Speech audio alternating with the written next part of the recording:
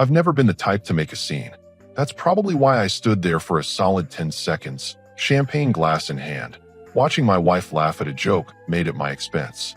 The firm's holiday party was exactly what you'd expect from a mid-tier law office trying to punch above its weight. Rented ballroom, open bar that wasn't quite top shelf, and associates pretending they weren't already job hunting. My wife had been insistent I attend this year, said it was important for her career. I should have caught that red flag right there. I spotted her the moment I walked in. She was standing near the makeshift stage with Bradley Whitmore, one of the junior partners. Young guy, maybe 32, with that polished look that screams Ivy League and family money. The kind who's never been told no in his entire life. They were laughing about something, standing closer than I would have liked. But I'm not the jealous type. Or at least, I wasn't. I made my way through the crowd, nodding at faces I'd seen maybe twice before. Nobody really knew who I was. My wife had always been vague about my work when her colleagues asked. He runs a small business, was her standard line. Technically accurate. My logistics company had 60 employees and handled supply chain management for 3 major retailers in the region. But small business sounded better for her narrative, I guess. There you are. She spotted me approaching, and something flickered across her face. Annoyance? Guilt? It was gone before I could pin it down. Everyone, this is my husband. A round of polite hellos. Bradley extended his hand with a smile that didn't reach his eyes. Nice to finally meet you. Your wife talks about you all the time. Does she? I shook his hand, matching his grip. Funny, she barely mentions you. The smile faltered for half a second. Good.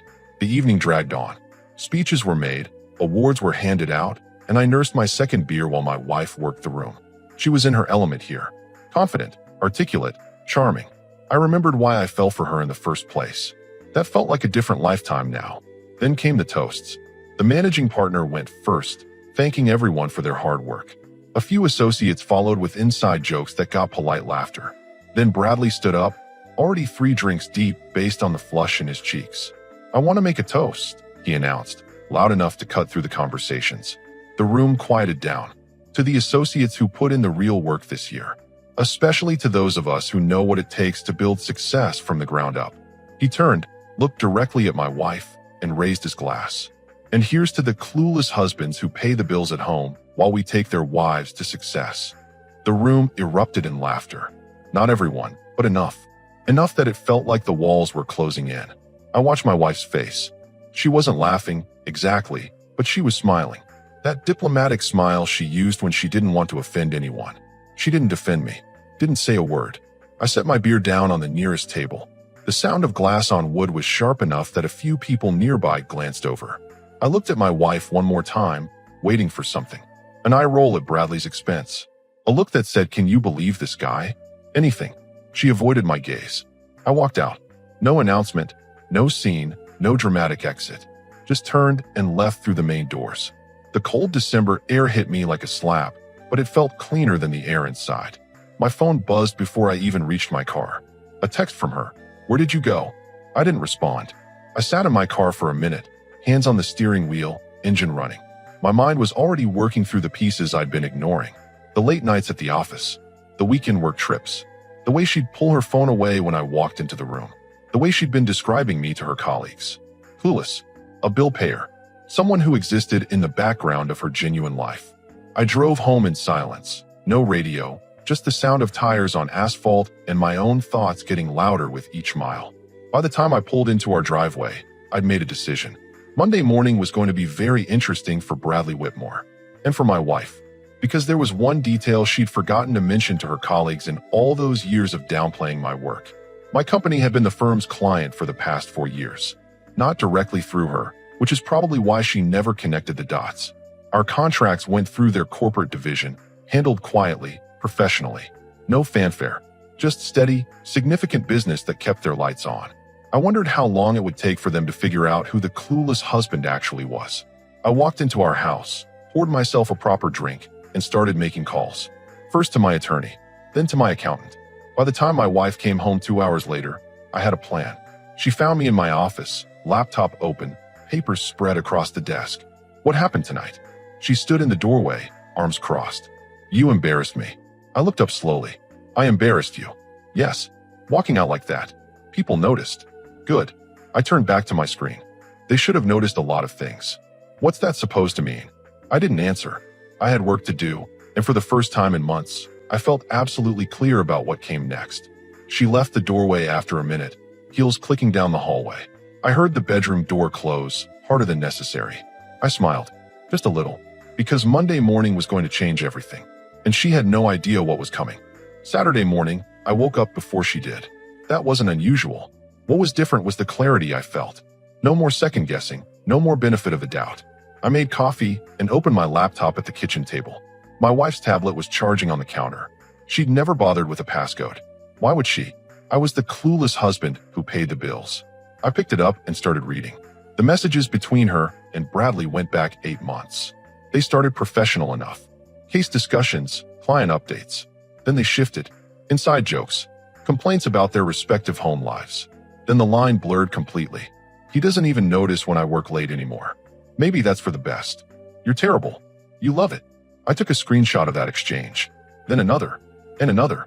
By the time I heard her stirring upstairs, I had a folder full of evidence that told a very clear story. Nothing explicit, but the context was damning enough. I closed the tablet and put it back exactly where I found it. She came downstairs 20 minutes later, already dressed, hair perfect. I have to go into the office for a few hours. That Peterson case needs prep work before Monday. On a Saturday. I didn't phrase it as a question. Yes, on a Saturday. That's how careers work. She grabbed her purse. Will you be here when I get back? Where else would I go? She paused at that, studied my face for a moment. Whatever she was looking for, she didn't find it. I'll be back by 3. The door closed behind her. I counted to 60, then pulled up the location sharing on our phone plan. She wasn't heading to the office. She was heading to Bradley's neighborhood. Perfect. I spent the next hour on the phone with Richard Caldwell, my attorney. Not from her firm, obviously. Different practice entirely, across town. I'd known Richard for 6 years, ever since he'd handled the incorporation of my business expansion. I need a divorce attorney, I told him straight. Best one you know. That's a hell of a Saturday morning conversation. He didn't pry, which I appreciated. I'll text you a name. Melanie Hudson. She's sharp and she doesn't mess around. Sounds perfect. Want to tell me what happened? I gave him the abbreviated version. The party, the toast, the messages. He listened without interrupting. That's rough, man. I'm sorry. He paused. But if you're calling me this early on a Saturday, I'm guessing you've got more than just divorce on your mind. I do. I need you to pull our corporate contracts with Whitmore and Associates. Every single one. Review periods, cancellation clauses, everything. Now he was interested. Your wife works there. I'm aware. And you want to know your options. I want to know my leverage. He laughed, but there was respect in it. Give me until this afternoon. I'll have everything ready. My next call was to Dale Morrison, my operations manager. Sunday morning guy, reliable as gravity and discreet. Boss, it's Saturday. This better be important. I need you to quietly audit every interaction we've had with Whitmore and Associates over the past 4 years. Every invoice, every hour billed, every point of contact. I want to know exactly how much business we've given them. That's going to take some time. You've got until Sunday night. Can I ask why? Let's just say I'm exploring alternatives for our legal services. Silence on the other end. Dale was smart enough to read between the lines. Understood. I'll get it done. By noon, I had the framework of a plan. By 2, I had confirmation of what I already suspected. My business represented roughly 38% of Whitmore and Associates' annual revenue. Not quite 40, but close enough. That wasn't a client. That was a lifeline. My wife came home at 3:15, looking relaxed in a way that made my jaw tighten. How was the office? I asked from the couch. Productive. She dropped her purse on the table. Did you eat lunch? I did. Found some interesting things to read while you were gone. She turned sharply. What does that mean? Just catching up on work stuff. You know how it is. I stood up, stretched. Actually, I've got some meetings scheduled for Monday. Important ones. With who? Clients. Nothing you need to worry about. Her eyes narrowed, but she didn't push it. She never did care much about my business dealings anyway. The rest of the weekend played out in careful tension. She kept trying to act normal, but I could tell she was unsettled. I stayed polite, distant, and focused on my laptop. Every time she walked by, I'd close whatever I was working on. Let her wonder. Sunday afternoon, she finally cracked. Are you upset about Friday night? She stood in the doorway of my office, arms crossed. Bradley's toast, you mean? I didn't look up from my screen. It was just a joke. He'd been drinking. Was it funny? What? I looked at her directly. The joke. Did you think it was funny? She hesitated. That was answer enough. You didn't defend me. I kept my voice level. You stood there, smiled, and let him humiliate me in front of your entire firm. I didn't want to make a scene, right? Because that would have been embarrassing for you. I turned back to my laptop. I've got work to finish. We can talk about this another time. When I'm ready. She left without another word. I heard her on the phone an hour later, voice low, probably talking to a friend. Or maybe to Bradley. Didn't matter anymore. Monday morning, I got up early, put on my best suit, and drove to Whitmore and Associates. Not to see my wife. I'd scheduled a 7:30 meeting with Kenneth Wright and Preston Shaw, the two senior partners. The ones who actually made decisions. I sat in my car outside their building, watching associates and staff filter in for the day. My wife's car wasn't there yet. She usually arrived around 8:30. My phone buzzed. Richard Caldwell. Everything ready. Hudson will call you at 9. Good luck.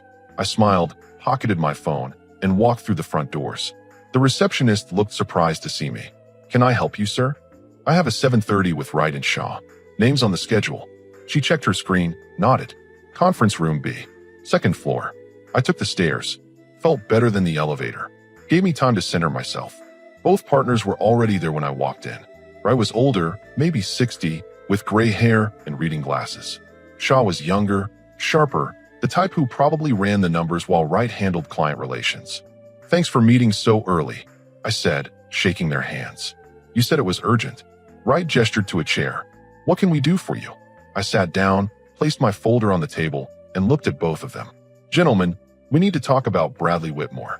And we need to talk about what happens to this firm if I take my business elsewhere. The room went very quiet. Shaw leaned forward. I'm sorry, I don't think we've been introduced properly. I smiled. No, we haven't. But your billing department knows me pretty well. So does your corporate division. I'm the owner of Morrison Logistics. We've been your client for 4 years. Wright's face changed. Shaw's fingers actually twitched toward his phone. Now, I continued, opening my folder. Let me tell you about Friday night.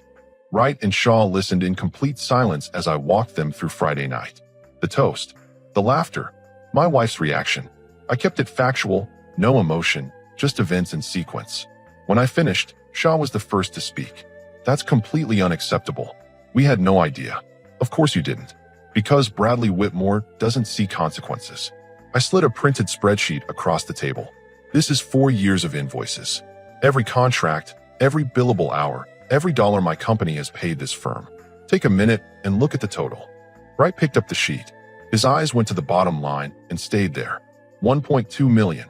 Shaw said it quietly, like he was doing math in his head. Over 4 years. Roughly 300,000 annually. Which, according to my research, represents about 38% of your firm's revenue. I leaned back in my chair. Now, I'm not an attorney, but I am a businessman. So let me lay this out clearly. Bradley Whitmore publicly humiliated me at your firm's event. And my wife, who's an associate here, stood there and let it happen. We'll address this immediately, Wright said. Bradley will be reprimanded. Reprimanded? I let the word hang there. That's not going to work for me. Shaw's jaw tightened. What exactly are you asking for? I'm not asking. I'm telling you how this goes. I kept my voice level. Bradley Whitmore is terminated. Today, before lunch. And there's going to be a very clear message sent that this kind of behavior isn't tolerated at your firm.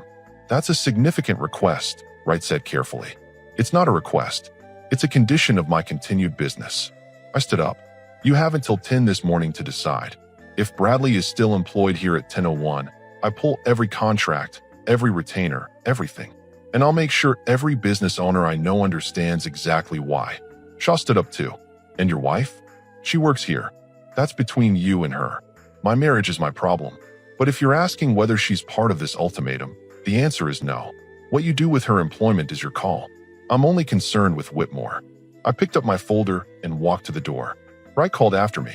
This will have significant implications for the firm. I turned back. Then you should have had better control over your partners. 10 o'clock, gentlemen. I left the building and sat in my car. It was 7:58. My phone rang at 8:03. Shaw's number. It's done. Bradley's being called in now. He'll be out by 9. Smart choice. This isn't over, though. There will be questions, explanations needed. That's your job, not mine. My only job is deciding whether to keep doing business with you. I paused. For what it's worth, I've always been satisfied with your firm's actual legal work. It's the personnel management that needs improvement. Understood. He hesitated. Your wife? Does she know you're the client? Not yet, but she will. Probably around the same time Bradley gets escorted out. I hung up and drove to my office. Let the morning play out however it was going to play out. Dale was waiting in my office when I arrived. I saw the email from Whitmore and Associates. They're requesting an urgent call about contract renewals. They can wait. What else? Peterson Manufacturing called. They want to expand their distribution network. Could be a significant contract. Set up a meeting for Wednesday. I dropped into my chair. And Dale, when my wife calls here today, which she will, tell her I'm in meetings all day. He raised an eyebrow but didn't question it. Got it, boss. My phone started buzzing at 9:15. Her number. I declined the call. Then a text. What did you do? I didn't respond. Another text 2 minutes later. Bradley just got fired. They're saying it's immediate termination. What's going on? Still nothing from me. Then, please call me. People are asking questions. This is humiliating. I almost laughed at that last one. Humiliating. She was worried about being humiliated. At 10:30, my office phone rang. The receptionist. Your wife is here. She's pretty upset. Tell her I'm not available. She says she'll wait. Then she'll be waiting a long time. I'm leaving through the back in 5 minutes. Reschedule my afternoon to tomorrow. I grabbed my jacket and took the service exit. My car was parked on the side street. I drove to a coffee shop across town, found a quiet corner, and finally checked my messages. 17 texts from her. For voicemails. 3 missed calls from numbers I didn't recognize, probably her friends or co-workers. I listened to one voicemail. Her voice was shaking. I don't understand what's happening. Bradley got fired and everyone's looking at me like I did something wrong. Please just tell me what you did. We need to talk about this. I deleted it without listening to the others. My attorney, Melanie Hudson, called at 11. I have everything ready when you want to proceed. Do you want to file this week or wait? This week. Can you have papers ready by this afternoon? I can. Where do you want them served? I thought about that. Home would be private. But private wasn't what this situation called for. Her office. Tomorrow around 2. That's bold. She had no problem letting me get humiliated in public. Seems fair. I'll make it happen. One other thing. We should talk about asset division. From what you've told me, most of the significant assets are from your business. Correct. The house is in both names, but I put down the entire down payment before we got married. I have documentation. Good. This should be straightforward, then. She'll probably fight it, but the facts are on your side. We talked through details for another 20 minutes. By the time I hung up, I felt lighter. Like I'd been carrying weight I didn't realize was there. I drove home around 4. Her car was in the driveway. I'd expected that. She met me at the door before I could even get my key out. Where have you been? I've been calling you all day. Meetings. I walked past her into the house. Don't do that. Don't just brush me off. She followed me to the kitchen. What did you do? Why did Bradley get fired? I poured myself water, took my time drinking it. He got fired because he's an arrogant piece of work who doesn't know when to keep his mouth shut. That doesn't explain anything. People are saying you had something to do with it. People are right. Her face went pale. What does that mean? It means I'm not the clueless husband who just pays bills. I set the glass down. Morrison Logistics has been a client of your firm for 4 years. A significant client. And Friday night, one of their partners decided to publicly mock me. So I had a conversation with Wright and Shaw this morning. They made a business decision. She stared at me. You got him fired. I gave them a choice. They made the smart one. Do you have any idea what this does to me? Everyone thinks I'm involved somehow. My reputation is destroyed. Your reputation. I nodded slowly. That's what you're worried about. Not that you stood there and let him disrespect me. Not that you've been downplaying my work for years. Not that you've been spending your Saturdays somewhere other than the office. Her expression changed. What are you talking about? I'm talking about Bradley's neighborhood. I'm talking about 8 months of messages. I'm talking about a lot of things that suddenly make sense. You went through my messages? You left your tablet open. I read. She tried anger first. That's a violation of privacy. So is humiliating your husband at a work party. I headed for the stairs. I'm tired. We can talk about this more tomorrow. We're talking about it now. I stopped halfway up, turned back. No, we're not. Because tomorrow afternoon, you're getting served with divorce papers. At your office. In front of whoever happens to be around. So you've got tonight to figure out how you want to explain all this to your colleagues. The color drained from her face completely. You can't be serious. I'm very serious. And just so we're clear, this isn't negotiable. This isn't something we're going to talk through or fix with counseling. This is done. You're throwing away our marriage over a stupid joke? I came back down the stairs, stopped right in front of her. I'm ending our marriage because you chose your career and your pride over basic respect. The joke was just the moment I stopped making excuses for you. I went upstairs, packed a bag, and left. Checked into a Hampton Inn near my office. Clean, quiet, and most importantly, away from her. She called 6 times that night. I didn't answer any of them. Tomorrow was going to be interesting. Tuesday morning felt different. I woke up in that hotel room, and for the first time in months, maybe years, I didn't feel that weight on my chest. No walking into a house that felt cold. No wondering what she was really doing when she said she was working late. I showered, put on a fresh suit from the bag I'd packed, and headed to the office. Dale was already there when I arrived, coffee in hand. "How you holding up?" he asked. "Better than expected." I took the coffee. "What's on the schedule?" "Peterson Manufacturing at 10. Quarterly review with accounting at noon. And your attorney called, said everything's set for 2 o'clock. Perfect. The morning moved fast. Peterson meeting went well. Potential expansion that could add another 100,000 to the quarterly revenue.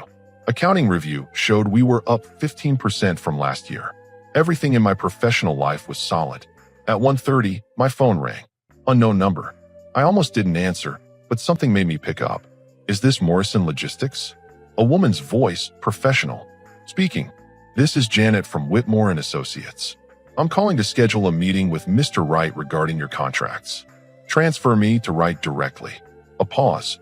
"He's in a meeting currently." "Then have him call me when he's out. I don't do messages through receptionists about 7-figure contracts." "Of course, sir. I'll let him know." I hung up. Wright called back in 5 minutes. "I wanted to reach out personally," he said. "Yesterday was handled quickly, perhaps too quickly. We'd like to discuss how to move forward." "Bradley's gone. That's all I needed." "Yes, but there are other considerations. Your wife's position, for instance." "I told you yesterday. That's not my concern. She's your employee, not mine. She's been placed on administrative leave, pending an internal review." I didn't say anything for a moment. "That's your decision. I'm not asking for that. We understand. But there are optics to consider. The situation between her and Bradley. It raises questions about professional conduct. Then handle it however you handle those situations. My business with your firm is separate from whatever she did or didn't do. We appreciate that clarity." He paused. "For what it's worth, the rest of the firm values your business. We'd like to continue that relationship. We'll see. I'm meeting with 2 other firms next week. Nothing personal, just exploring options." That got his attention. "I understand. Please let us know if there's anything we can do to maintain your confidence." We ended the call. I leaned back in my chair. My wife placed on leave. Bradley fired. And I hadn't even served the divorce papers yet. At 1:45, my phone buzzed. Her number. I let it go to voicemail. Then another call. Another voicemail. A text. "Please don't do this. We can fix this. Just give me a chance to explain." I put the phone face down on my desk. 2 o'clock came. I imagined the scene. Process server walking into Whitmore and Associates, asking for her by name, handing over the envelope in front of whoever was nearby, her opening it, reading the first page. My phone exploded at 2:15. 8 calls in 3 minutes. I turned it off completely. At 3, I turned it back on. 23 missed calls, 14 voicemails, 32 texts. I didn't read any of them. Melanie Hudson called at 3:30. Papers are served. She took it about as well as expected. Lots of crying, some yelling. The process server said half the office saw it happen. Good. Your wife tried calling my office 6 times already. Wants to talk settlement. There's nothing to settle. The prenup is clear. She gets what she came into the marriage with. Everything else stays with me. She's going to fight that. Let her try. I've got documentation on every asset, every down payment, every business investment. She can hire the best attorney in the state, and she'll still lose. You sound confident. I am, because I'm not wrong. We went over a few more details, timelines, court dates. By the time I hung up, it was after 4. I decided to call it early, headed back to the hotel. The lobby was quiet. I grabbed my key card from the desk and headed for the elevator. That's when I heard her voice. I've been waiting for 2 hours. I turned. She was sitting in one of the lobby chairs, still in her work clothes, eyes red from crying. How did you find me? I kept my voice neutral. I called every hotel near your office. This was the third one. She stood up. We need to talk. We don't. Please. 5 minutes. That's all I'm asking. The desk clerk was watching now. I didn't want a scene. Fine. 5 minutes. Outside. We walked out to the parking lot.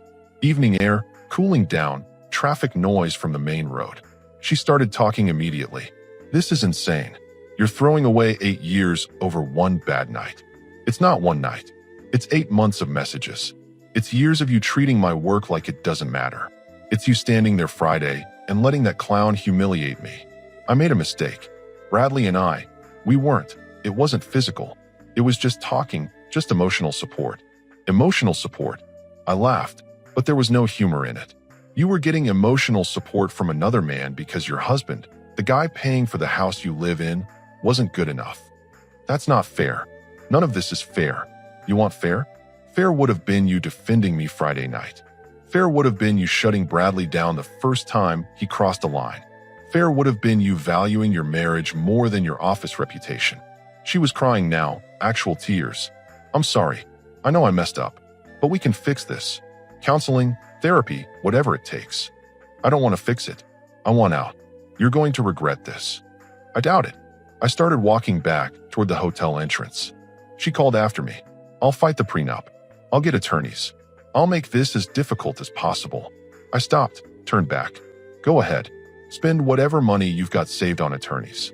Drag this out for months if you want. It won't change the outcome. The prenup is airtight, and every major asset is documented as mine. You'll walk away with exactly what you brought into the marriage, which, if I remember correctly, was about $15,000 in savings and a car loan. Her face went white. But hey, I continued, maybe Bradley will help you out. Oh wait, he's unemployed now. And from what I hear, having trouble finding new work. Turns out getting fired for cause doesn't look great on a resume. You destroyed his career. He destroyed his own career the moment he thought it was acceptable to mock a client's husband at a firm event. I just made sure there were consequences. I walked back inside, took the elevator up, and locked the door behind me. Sat on the edge of the bed and let out a long breath. My phone buzzed. A text from Richard Caldwell. Heard about the service today. You doing okay? I typed back. Better than expected. Thanks for the referral. Hudson's the best. You're in good hands. Drinks this weekend. Yeah, I could use that. I ordered room service, pulled up some work files, and spent the evening doing what I should have been doing all along. Focusing on what actually mattered. My business. My future. The things I could control. Around 9, one final text came through from her.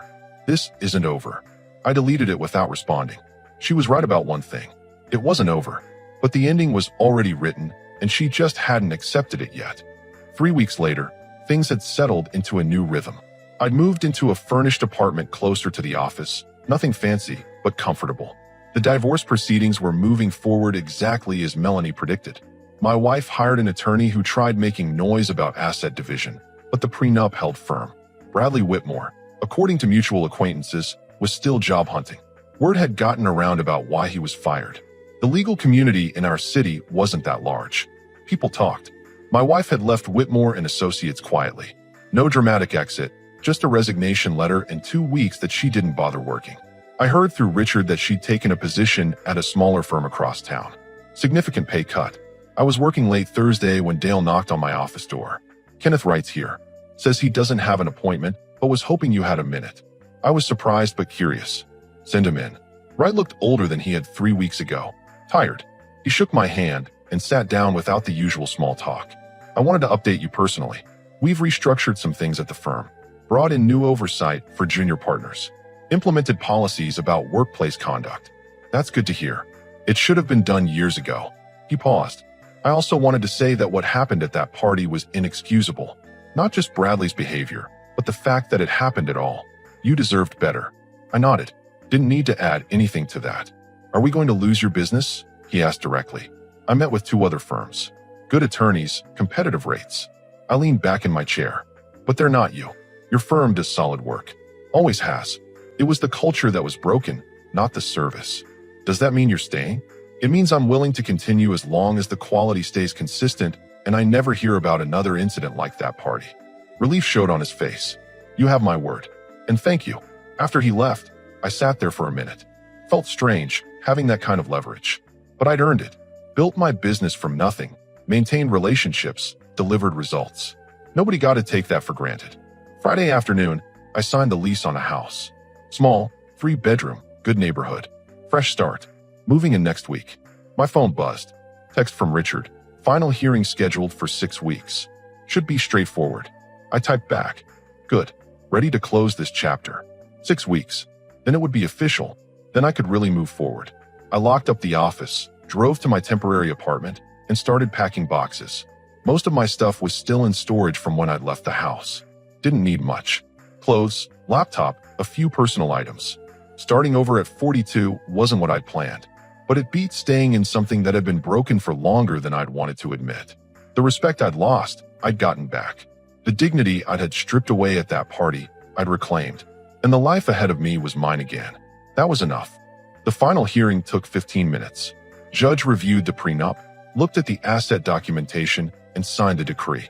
My ex-wife's attorney tried one last argument about equitable distribution.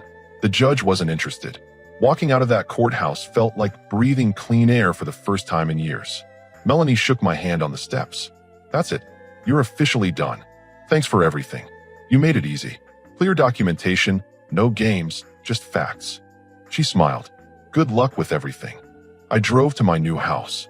Boxes were mostly unpacked now. Office set up, kitchen functional, bedroom comfortable.